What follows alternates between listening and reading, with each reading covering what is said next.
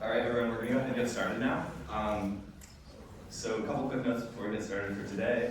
Number one, we wanted everyone to know that there are outlets in all of your seats in this classroom. So when you all have your laptops out, there are outlets available right on the side for you to plug in. You don't need to let your laptop die. Number two, the QR codes that we sent out to you, some of you yesterday. We've been having a few issues with our email system, and so the QR codes for lunch will not be used today. So don't worry about that. Everyone here can grab lunch. Cool. All right, so the first lecture for today is going to be on command line and Git. Just to get a quick gauging of the room, who has used the command line or the terminal before? You raise your hand. Okay. Who feels comfortable in the command line terminal? Just moving around, doing simple actions. Okay, so a fair number of people already feel comfortable. So the first 5-10 minutes of this is going to be review for all of you people, but then for those of you who are new to this stuff, this is going to be a super quick introduction to the command line before we get into Git stuff. All right, cool. So the terminal. If you guys want to follow along with this part, you can, but you don't have to. If you want to follow along, then everyone needs some form of Unix shell or terminal open. You should have installed something like this for your homework last night. For Mac OS people, if you have a MacBook, then that means using your terminal, so like command space and search for terminal and pull that up. If you're running Ubuntu, then you can press Control-T or search for terminal. And if you're running Windows, then you have to find Git Bash or WSL if you happen to install that. So one of those things will work for Windows. Do not open CMD, like command prompt on Windows, because most of these commands, or at least some of these commands, will not work on regular Windows CMD. Cool. So first we're going to do basic Unix shell commands. What this means is, okay, just to give you a quick conceptual understanding of this. One way you can think of your terminal, which is what I have open on the left here, this is what mine looks like. Yours might look a little bit different, but they all do essentially the same thing, is essentially like a fancy file browser. So because of that, I have my file browser up on the right, just so you can see the similarities and differences between the two. Okay, so you can do the same thing with your file browser, but it has a lot more capabilities. So that means you can create, you can delete, you can modify files, and you can also run programs, which is a little bit different from your normal file browser. I guess it's the same if you like double click something in the file browser. But so the first command that I'm going to show you guys in the terminal is pwd. The way you should think of pwd is this stands for print working directory, but really it's just like where am I right now. So if you type pwd, that will tell you where on your computer you are sitting in your terminal right now. So that's the equivalent in your file browser of just looking at this top bar up here. So if you look here, it says home, and when I type pwd, it tells me that I'm in my user's home right here. Cool. The next command that I'm going to show you guys real quickly is, okay, so in the file browser, if I wanted to make a new folder, I might go over here, I might right click, click new folder, and I give that new folder name, something like this. And if I wanted to, and then I can go into it by double clicking it. Okay, and now it shows up here at the top, new folder. Same thing applies for your terminal, so let me delete this real quickly. If you want to do that in your terminal, then what you're going to do is mkdir, which stands for make directory, or you can think of that as make directory, and then the name of the new directory you want to make. So if I run this, we'll see that new folder popped up here again, right? And if I want to go into that in my terminal, I can go cd new folder, and cd means change directory. You should think of that as just go into wherever we're telling it to. So cd new folder, and I press enter, and we're in that new folder. Now if I type pwd, we'll now see that I'm in home/new folder. Same thing as double clicking here in the file browser. Cool. Any questions so far? Does that make sense so far to everyone? Okay, pretty simple. The next thing I'm going to show you guys real quickly is ls, and ls is the equivalent of essentially just looking at your file browser. So you should think of ls as list. And you can see if I type ls right here, nothing comes up, and that's because there's nothing in our new folder yet. It's the same thing as showing right here, the folder is empty. Cool. And then the next command is going to be touch. What touch does is it allows you to, actually it does a bunch of things, but what we're going to use it for today is creating a new file. So if I touch index.html, it's the same thing as going into that part of the file browser and creating a new file called index.html. And you can see that popped up right here on the right side in the file browser. And if I type ls now in this folder, we'll see there's one thing in this folder, which is index.html. Cool. The next thing that I'll show you guys real quickly is move. And move in the terminal is just mv. You can think of that as move. And the syntax for this is just the old file name or folder name, and then what you want to move it to. And in this case, move has two functions. So the first function, which is a little bit unintuitive at first, is it can rename things. So if I move index.html to something like blah, that's actually moving the file into the new name blah.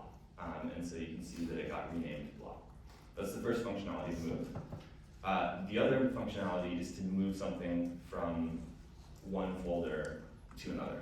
So if I make another directory in here, another folder, I can then move my folder, or move my file blah into that folder by typing move from the old file into another folder.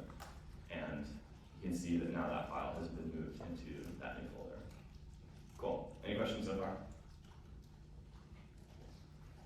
Awesome. Okay, the next thing is CP. The way you should think of CP is copy. It has the same syntax as move, but it leaves the original file intact. So if I make a new file, again, index.html, for example, a little HTML file, then I can CP, copy, index.html to another file, and it'll do the same thing as move, except it will leave the original one intact. Pretty straightforward. So it'll leave index and then also copy with the same file contents to the new name right here. Cool. And then the last thing I'm going to show you guys for the terminal is RM. And the one thing I'm going to warn you with RM is that it's not quite the same as right-click delete in your file browser. So when you right-click delete here, it will usually move it to the trash or the recycling bin if you're on Windows. Unfortunately, on the command line, when you RM something, it's permanently gone. You can't get it back. So just be careful when you use RM. It will just be gone when you do that. Cool. And then the last thing I want to show you guys, if you want to learn a ton more about the command line and terminal, there's this one command that's super useful to know, and it's called man. So if you have any questions about a specific command that you're using in your terminal, for example, if I want to know what options are available when I do ls, I can type man, and that stands for manual, just like a paper manual for something. All of these commands come with manuals, and then whatever command you're looking for the instructions on. So if I type man ls, it'll tell me what ls is. You can see it tells you, okay, it lists the directory contents. Pretty simple. And you can do that with all sorts of commands. Man, rm has one. All of the commands I've shown you have one so far. Cool. So that's a super brief 10-minute introduction to the command line. Any questions before we move on to Git stuff? Yes? Is there a Git bash equivalent to man? I would just Git bash not have man. I do not know off the top of my head. But if you install WSL, then you can get man on Windows. I like WSL a lot better. Cool. Okay. Anything else?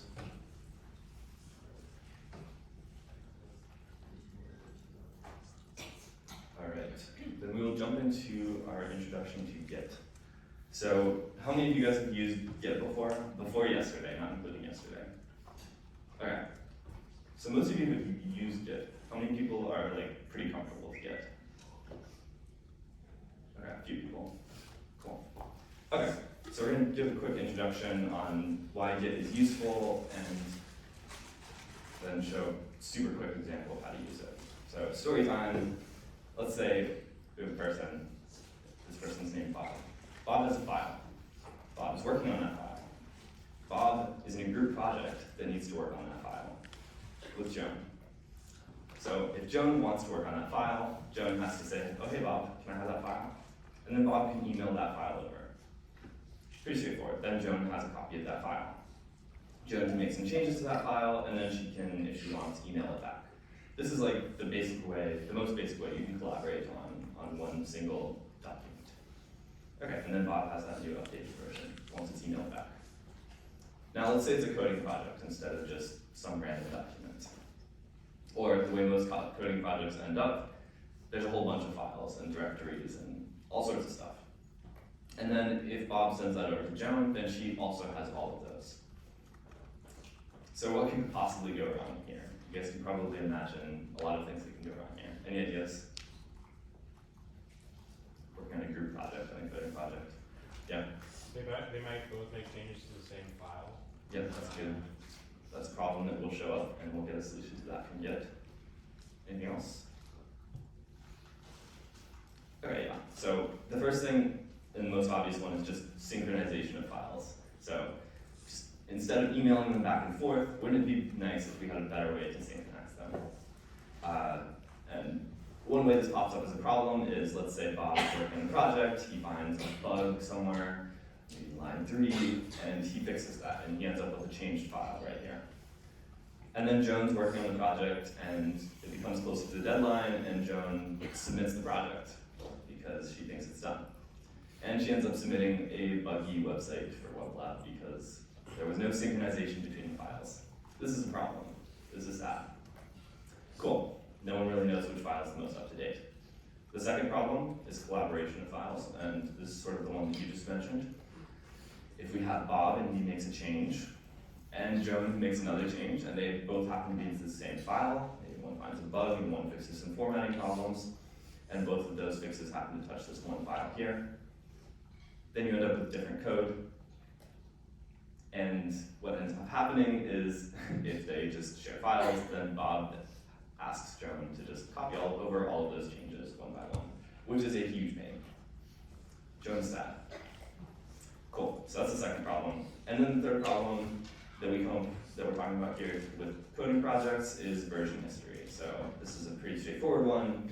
If Bob is working on some code, and let's say he deletes some lines, maybe he, I don't know, decides to delete one feature because he thinks it's not necessary anymore, and then an hour later realizes that that feature was absolutely critical to their project for whatever reason, and he needs those lines. Well, if you deleted them and saved the file, they're gone, and Bob is sad.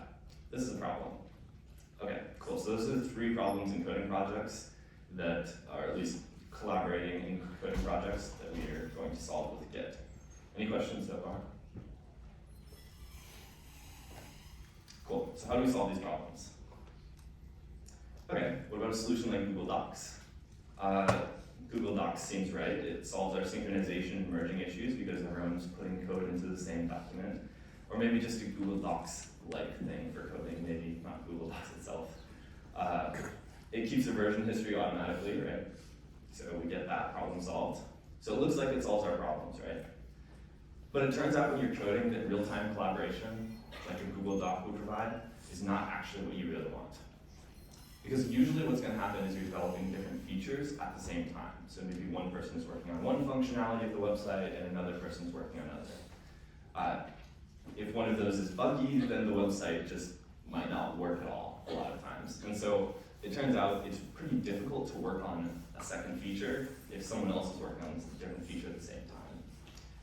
What we want to be able to do is to work locally, so work on one change at a time, and when you finish making that feature, or fixing that bug, or making that change, then you want to sync those changes together, which in Git terminology, we're gonna call this merging changes when you're finished.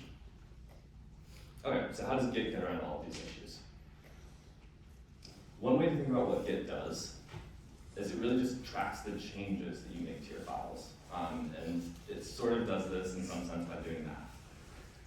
So if we've got a version of a file, and we add a new line to get a new version of that file, and then we add another line to get a third version of that file.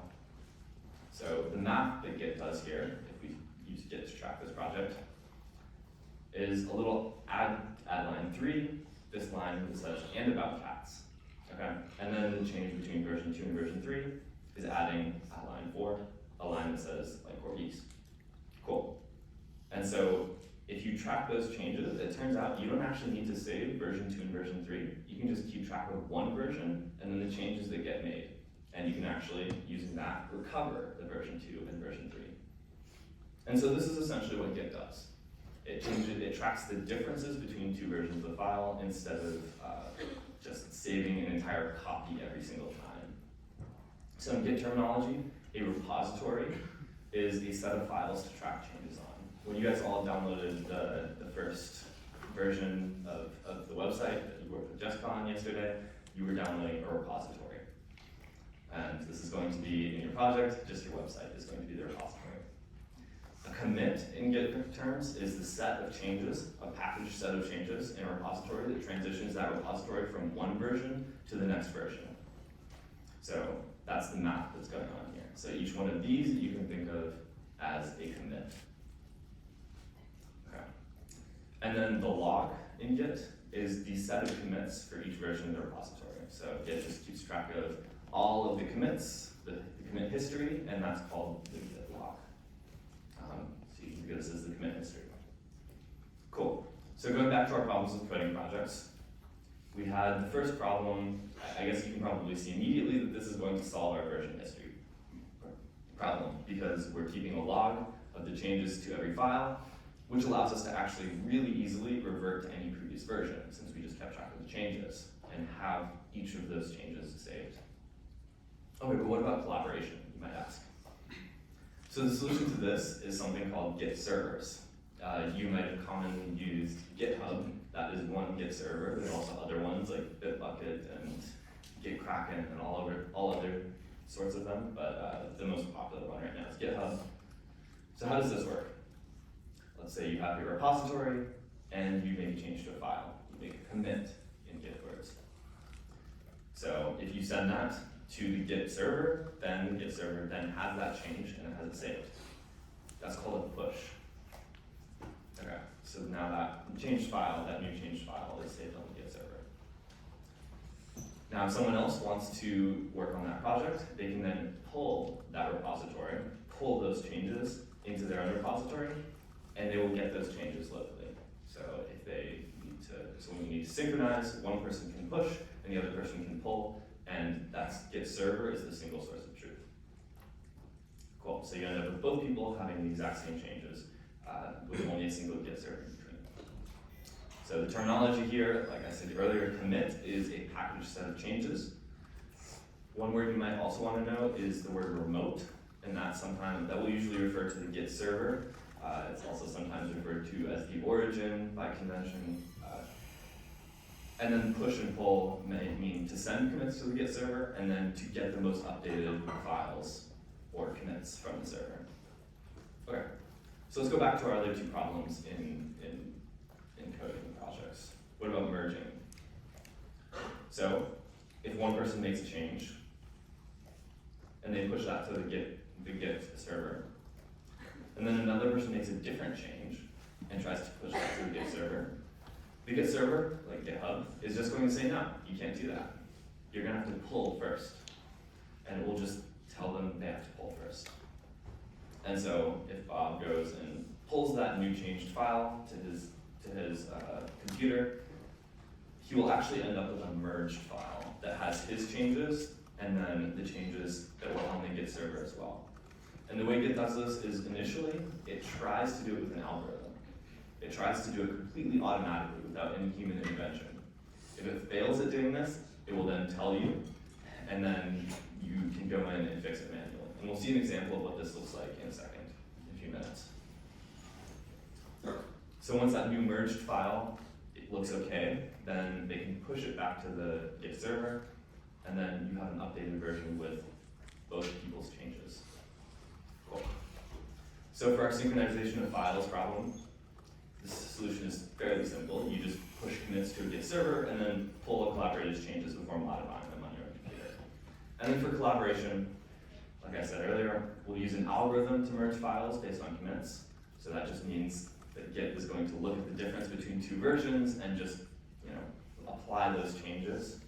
and then it will fall back on human intervention. So you'll have to merge it yourself if the algorithm fails, which usually only happens when people make different edits on the exact same line in the file. So most of the time you won't need to do that. Yeah.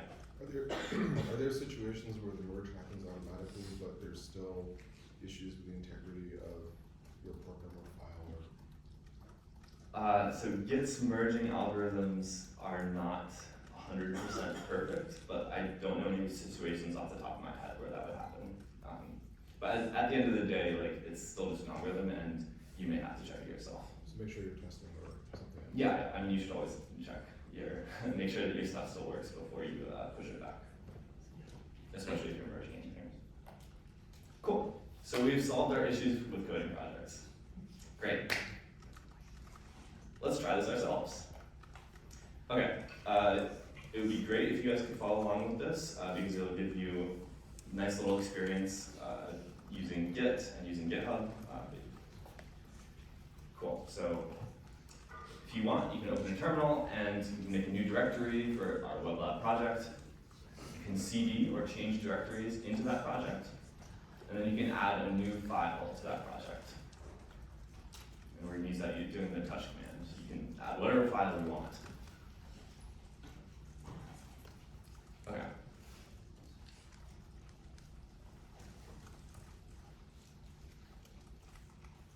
After we do this, we're going to run the command called git init. And what git init does is it just tells Git, the program, that we want to start tracking all of the files in this folder.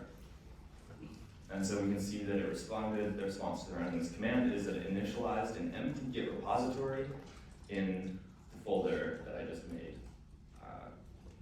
at the top here.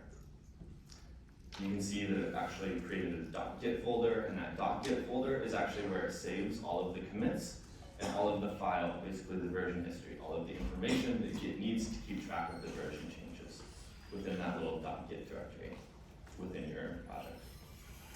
Cool. So now if we ls, we'll see our index.html that we created. And if we ls-a, ls-a is just a command that tells ls to list every file, even hidden ones that you wouldn't normally want to see. And that you can see the .git directory right here. And the .git directory, like I said, is where everything gets saved. That Git needs to keep track of it. Cool. So now if we run Git Status, you can see that we have not made any commits yet because this is a brand new repository, and we have one file that is not yet tracked by Git. Any questions so far?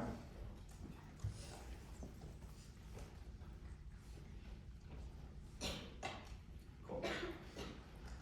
Okay, so then we can run git add index.html or whatever file you made, and that just tells Git to get ready to start tracking this file. And if we run git status again, we will then see that index.html is sitting there, and it is a change that is ready to be committed. So no commits yet, but adding tells Git to get ready to commit that change. And then if we run git commit -m and in quotation marks whatever you want your commit message to be, and this is typically just something that talks about what change you just made. So maybe you fixed some bug, and in the commit message you might say fixed bug that caused this to happen.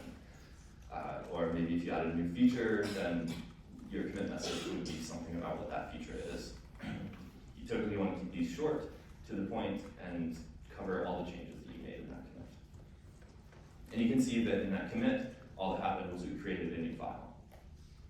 And if you run git status, again, after making that commit, then we see that there's nothing left to commit, and it says that the origin tree is clean, which essentially just means that there are no unsaved changes that Git doesn't know about yet. Cool. Any questions so far? Yes?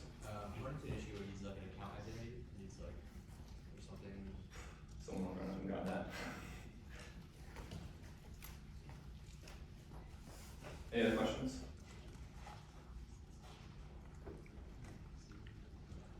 Cool. Up there. Anything else? Up right in the issue.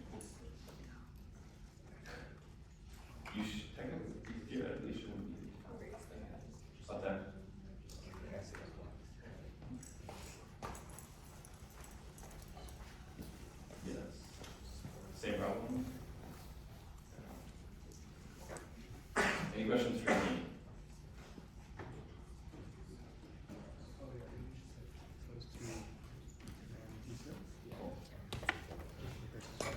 Okay, and then if you run git log, then like we talked about earlier, the git log command is just going to show you the history of commits. And so we can see right here that there's one commit.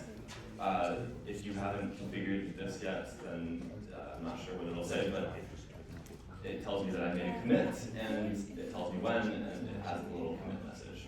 And in that commit is saved all of the information going between the versions.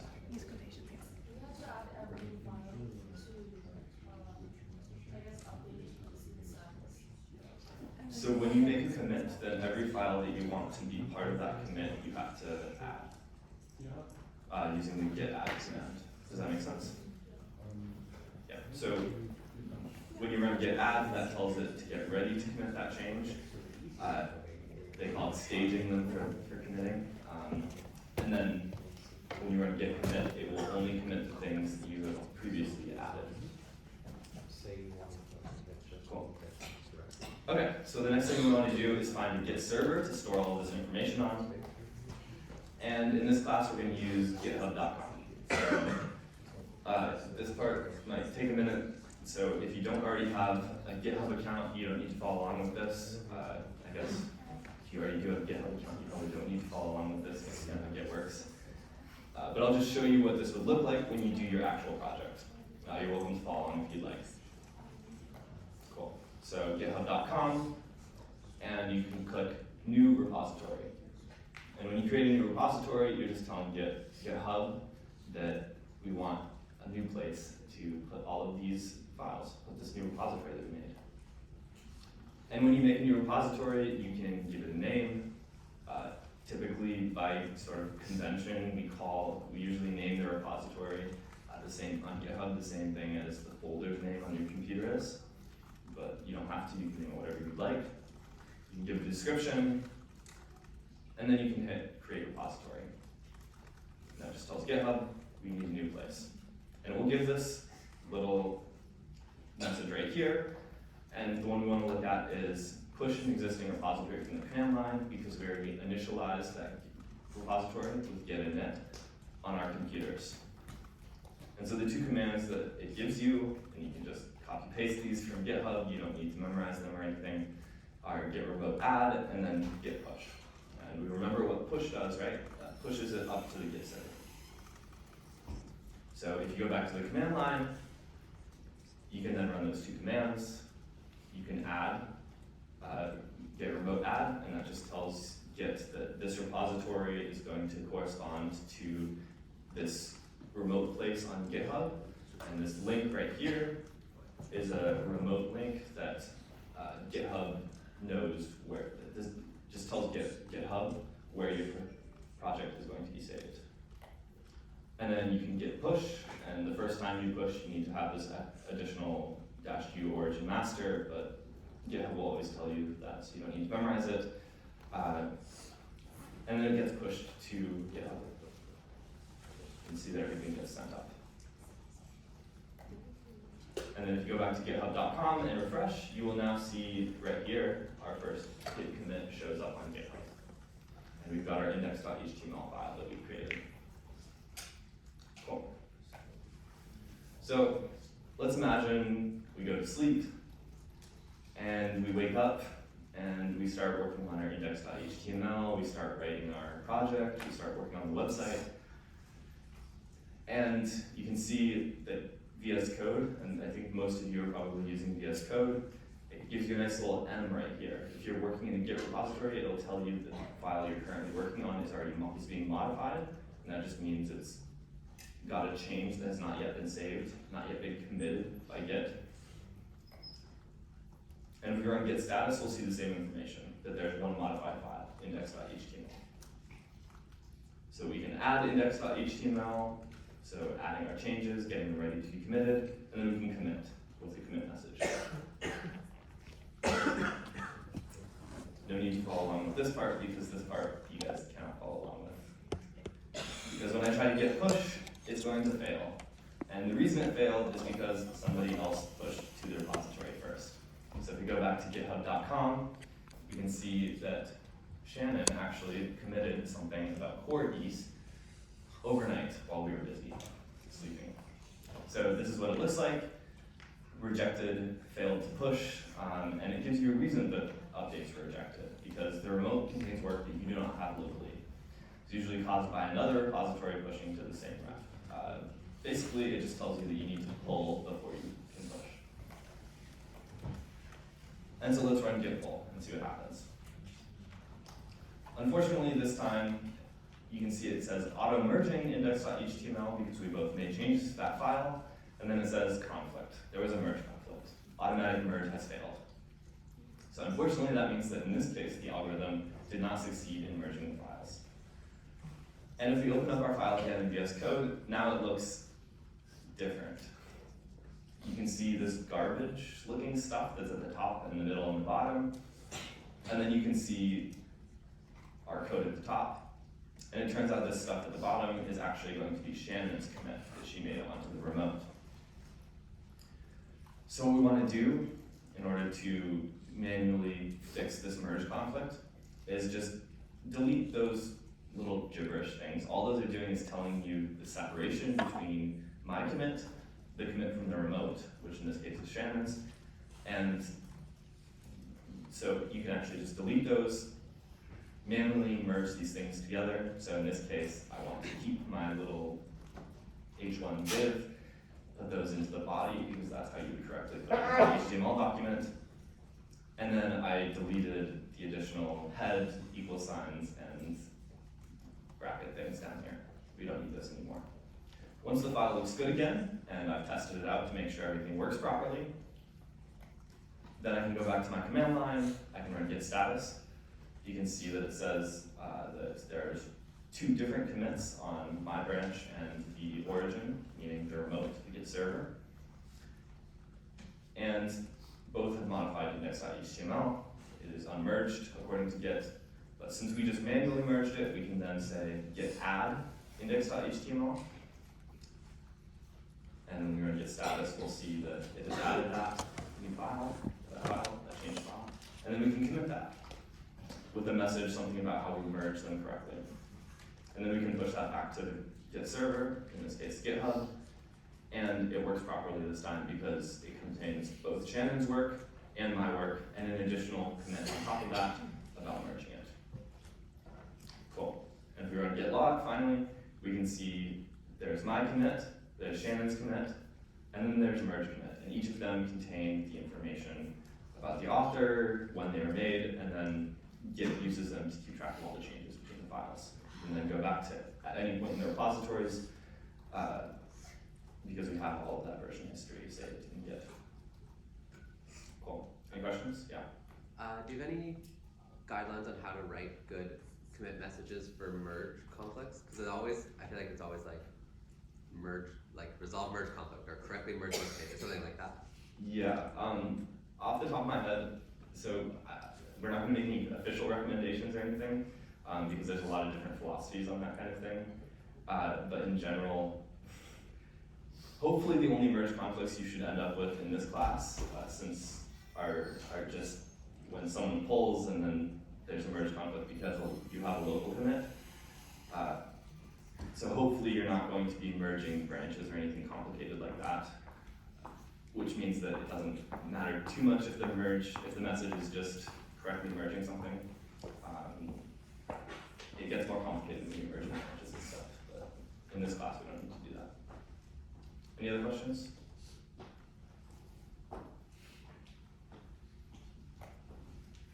Cool. And if we go back to github.com, we can then see all 4 of those commits from our log are listed in GitHub, and we have our correct index.html. So as a quick recap, we've got all of the commands that we just went over here. These slides are available on the website, at least I think they're available on the website now. And you can go check this if you forget any of the commands. We've also got a small Git cheat sheet linked on our references webpage at weblog.mit.edu. So if you forget some Git commands, you can always check that. And Google is definitely your friend with Git. I forget commands all the time in Git, and you just need to Google what you need to do, and there will be some useful answer out there. Cool. Any last questions before we move on?